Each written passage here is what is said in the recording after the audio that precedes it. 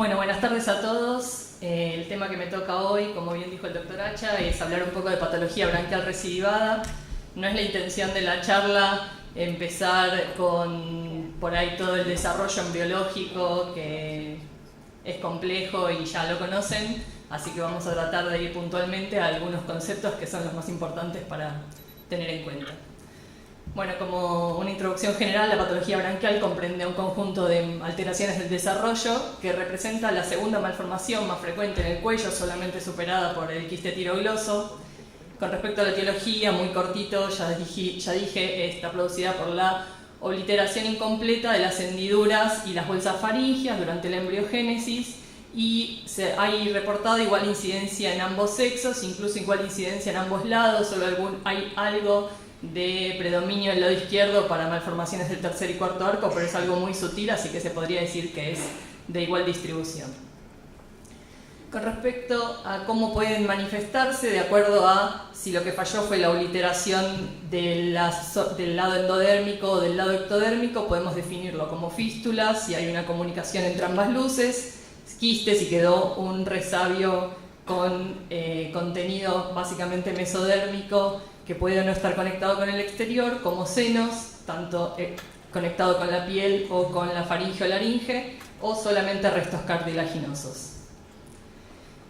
Lo importante, yo creo, que es que el conocimiento del desarrollo de estas estructuras durante la embriogénesis permite entender las relaciones que tienen en el niño, bueno, cuando ya está desarrollado el bebé o la persona, y eso va a influir directamente en cómo es el tratamiento. El conocimiento de cómo está durante la embriogénesis ubicado estas estructuras en el cuello permite un tratamiento exitoso. La apariencia externa no nos tiene que hacer sospechar de qué tipo de malformación estamos hablando, porque muchas veces puede ser similar, y sí es el orificio interno, en caso de que exista, el que puede hacer diagnóstico en función de qué tipo de malformación estamos hablando, ya sea de primero, segundo, tercero o cuarto arco branquial. En el primer arco, lo típico, si existe orificio interno, es que desemboque en el canal auditivo, en general en el conducto auditivo externo, excepcionalmente en el oído medio. En las malformaciones del segundo arco típicamente tienen su orificio interno en la fosa supratonsilar, en la faringe, y las de tercer y cuarto arco en el seno piriforme laringio, por eso son habitualmente conocidas como la fístula piriforme o seno piriforme, este tipo de patología. Un breve comentario con respecto a los senos preauriculares, que durante mucho tiempo se describían en conjunto con las malformaciones branquiales. Ya está claro que no dependen directamente de los arcos branquiales, sino en la formación del pabellón auricular y los 6 primordios que forman el hélix y el antehélix. Pero un mínimo comentario, porque a veces si no quedan fuera de cualquier reseña, que en general son asintomáticos, la ubicación es variable, lo más frecuente es que sean anteriores y estén en la parte anterior del hélix o en el trago, que no requieren tratamiento excepto que haya secreción o antecedente de infección, porque muchas veces son senos muy cortos, y que en caso de que requieran tratamiento es importante hacer una incisión que permita la exéresis completa mediante una incisión losángica y profunda hasta la aponeurosis temporal, no solamente del orificio externo, sino de todo el seno y las glándulas sebáceas que tiene en contacto con la aponeurosis. Con respecto ahora sí propiamente a lo que es la patología branquial, en relación a lo que es la patología del primer arco, representa tan solo el 1% de la patología branquial, o sea que es relativamente infrecuente. Está en íntimo contacto por el desarrollo con la glándula parótida. Tiene, como dije antes, su orificio interno, en el caso de que exista, desembocando en el conducto auditivo externo o excepcionalmente en el medio, y tiene una relación que es variable con el nervio facial, que no se puede predecir en función de la ubicación. Por eso es importante en el momento del tratamiento el monitoreo del nervio facial para su exéresis. Básicamente se divide en dos tipos: la tipo 1, donde hay solamente un quiste que está en íntimo contacto con la celda parotídea y no tiene orificio externo, y la tipo 2, donde es un seno con una dilatación quística sacular que sí desemboca en el conducto externo. La clínica en general son pacientes que contactan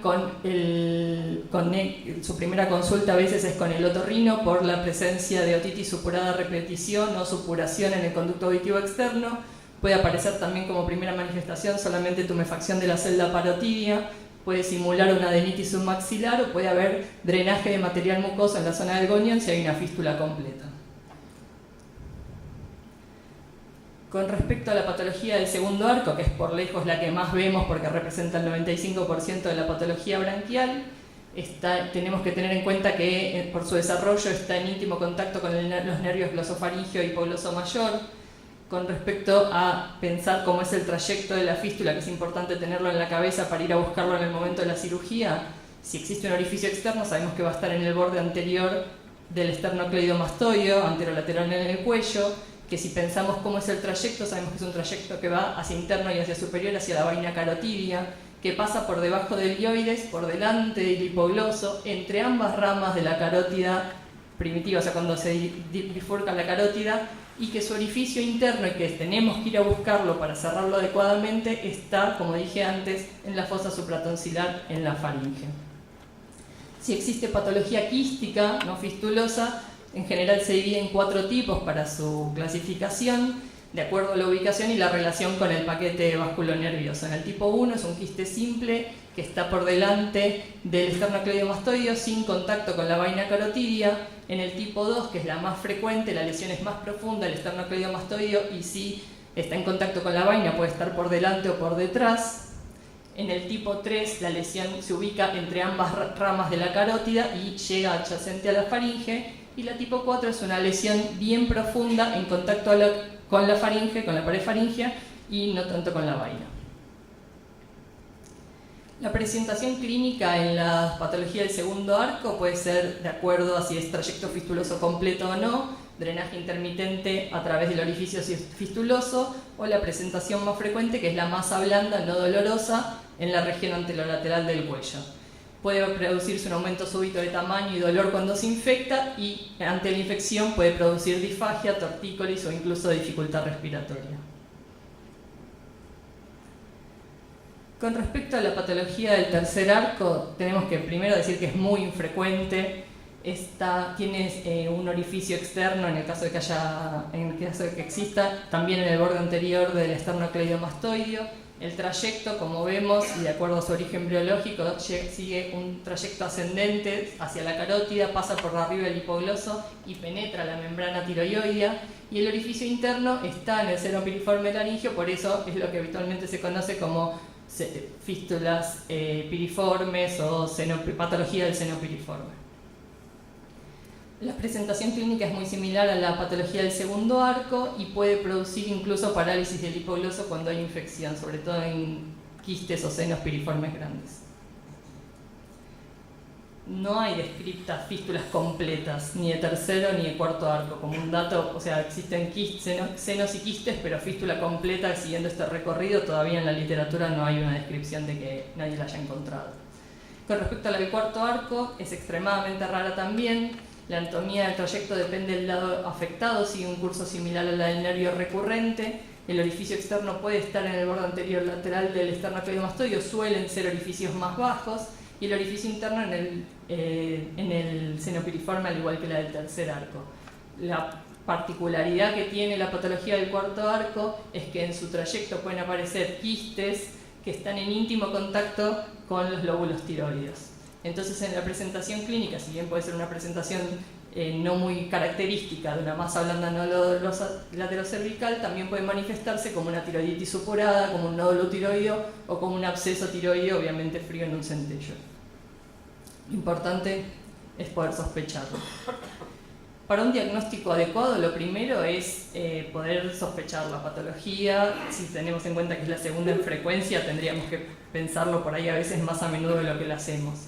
Las imágenes pueden ser tanto una ecografía, que obviamente es inocua y nos va a mostrar una imagen que generalmente tiene bordes muy bien definidos, de contenido nítido, homogéneo, que no tiene por qué tener particulado excepto que haya infectado. Pueden aparecer cristales de colesterol que le dan formas geométricas bastante características, y si es necesario podemos hacer una tomografía, pero siempre teniendo en cuenta que la tomografía por ahí nos va a definir más un quiste, no tanto tal vez un trayecto fistuloso, y aunque no lo veamos en la imagen, el trayecto fistuloso siempre hay que ir a buscarlo.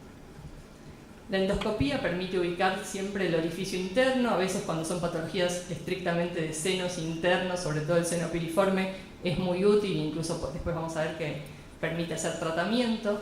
Los tragos de bario pueden llegar a ser útil para establecer el trayecto de una fístula, puede tener una sensibilidad hasta del 80%. Incluso se puede hacer una fistulografía con contraste hidrosoluble si tenemos un orificio externo claro sobre el esternocleidomastoideo, que nos lo puede teñir en forma completa o parcial, dependiendo del calibre del trayecto. Para el tratamiento se describen varias opciones: la topicación endoscópica, que básicamente tiene mayor aplicación cuando hablamos de senos laringios que no tienen ni dilataciones quísticas ni fístulas, que también pueden ser pausibles de esclerosis, pero básicamente la opción más adecuada para el tratamiento de esta patología es la exéresis completa. Y lo importante de hacer una exéresis completa es hacer una incisión adecuada, hacer una incisión adecuada que nos permita no solamente resecar la lesión que palpamos y vemos, sino también poder explorar el trayecto teórico. En general, el fracaso en el tratamiento de esta patología está dado por no ir a buscar más allá de lo que tocamos o vemos, no pensar el trayecto que tienen embriológicamente y no resecarlo en forma completa, ¿sí? Lo ideal es operar antes de que se infecte. Es muy difícil predecir el cuándo, pero si yo tengo diagnóstico, no hay motivo para esperar a una edad determinada. En general, un paciente de 1 año se puede operar perfectamente. De hecho, por ahí nos resulta hasta más fácil porque el cuello es más corto, más laxo, más flexible. Incisiones por ahí no tan amplias nos permiten hacer una exéresis completa sin necesidad de hacer incisiones escalonadas, por ahí como se estilaba en otra época. Si hay infección, lo ideal es no tener que drenar, incluso por ahí es preferible internar a un paciente para hacer tratamiento antibiótico endovenoso que tener que hacer drenaje. Y si es necesario hacer drenaje porque el tratamiento antibiótico no alcanza, lo ideal es poder hacer punción y evacuación con una aguja fina y no hacer un drenaje quirúrgico con lámina de goma, que por ahí favorece que haya más cicatrización y dificulta la exéresis posterior. Y si hubo drenaje quirúrgico, lo ideal es en el momento de la resección resecar incluso también la cicatriz del drenaje. Entonces ubicar el drenaje en un lugar que después nos vaya a servir para poder abordarlo para el tratamiento definitivo.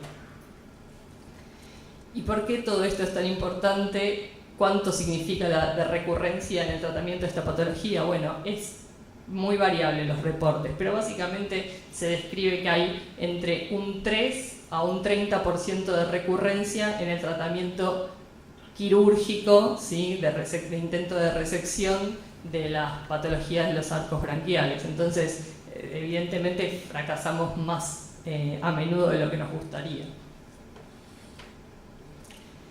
Y cuando vamos a buscar cómo hacer una vez que ya fracasó un primer intento de resección completa de la patología de arco branquial, lo cierto es que hay poco escrito. Los chinos obviamente son los que tienen más experiencia, básicamente porque son muchos y tienen muchos con quien intentarlo.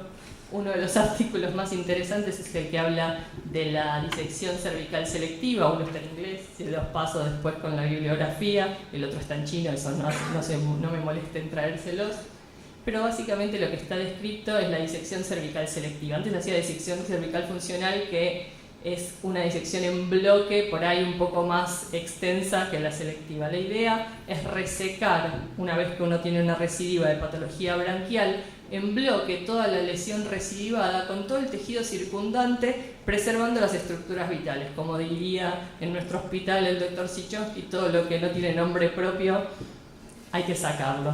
Entonces, conservando esternocleidomastoideo y el paquete vasculonervioso cervical, se hace una disección con hasta tejido sano de piel, una incisión amplia, transversa, cervical, que anatómicamente quede bien, pero que nos permita resecar con tejido sano periférico, porque es muy frustrante, por intentar economizar por ahí a veces un poco de incisión, ver que el paciente recidiva, y tendemos a negarlo y tendemos a pensar que por ahí es que se infectó la herida, y lo cierto es que la resección incompleta es inefectiva, predispone a la recidiva, predispone a mayor cicatrización y predispone a la lesión nerviosa. Es necesario en la patología del cuarto arco, cuando hay patología que está cercana al lóbulo tiroideo y sobre todo si es recidivada, muy habitual tener que hacer lobectomía, hemitiroidectomía, para disminuir la posibilidad de recidiva y sacar ese lóbulo tiroideo que ya está comprometida. Con esta técnica lo cierto es que la recurrencia que está descrita es cercana a 0, tienen hechos más de 100 pacientes con terceras y cuartas recidivas y de esta forma de abordaje se alcanzó el 0% de recurrencia. Nada más.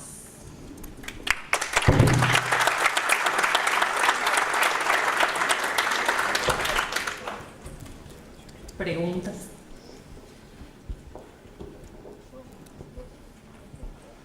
Una pregunta con respecto a la incisión. En el primer abordaje, ¿siempre haces una gran incisión o empezás con una incisión pequeña, rodeando la fístula y prosiguís la misma y la ampliás de acuerdo a la necesidad o no?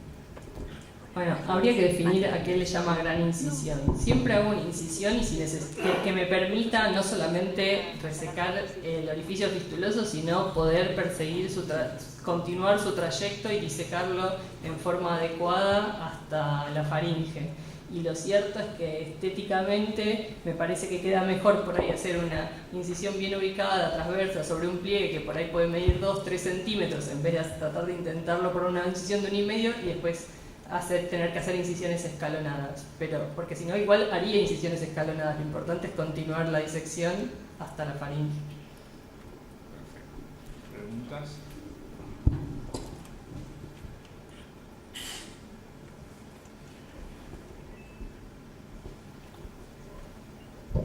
Contame un poquito más de la disección funcional. La selectiva la entendí, contame la funcional. La funcional era, en realidad en algunos centros se siguen haciendo, básicamente lo que aplican es el mismo concepto que utilizan cuando hacen un vaciamiento cervical. O sea, sacan todo el tejido areolar, ganglionar, todo el tejido sano, preservando esternocleidomastoideo, paquete vascular nervioso, pero por ahí se van extienden el margen más allá de lo necesario. Pero sí, en la disección cervical selectiva lo hacen en función de la ubicación de la lesión recidivada y sí resecando hasta tejido sano. O sea, se pegan al esternocleidomastoideo, disecan hasta el paquete, disecan el paquete y sacan todo el tejido areolar circundante. ¿Con qué cerrás el tejido alrededor de la faringe o con qué cerrás el tejido alrededor de la faringe o en profundidad hasta donde llegaste? En general, haciendo sutura transfictiva en el final del trayecto fistuloso y qué tipo de sutura, me parece que eso no hace la diferencia en la posibilidad de recidiva, alcanza, pero sí es necesario ligarlo el final. Yo hago puntos transfictivos, pero porque es lo que, no sé, me acostumbré y con eso anda bien.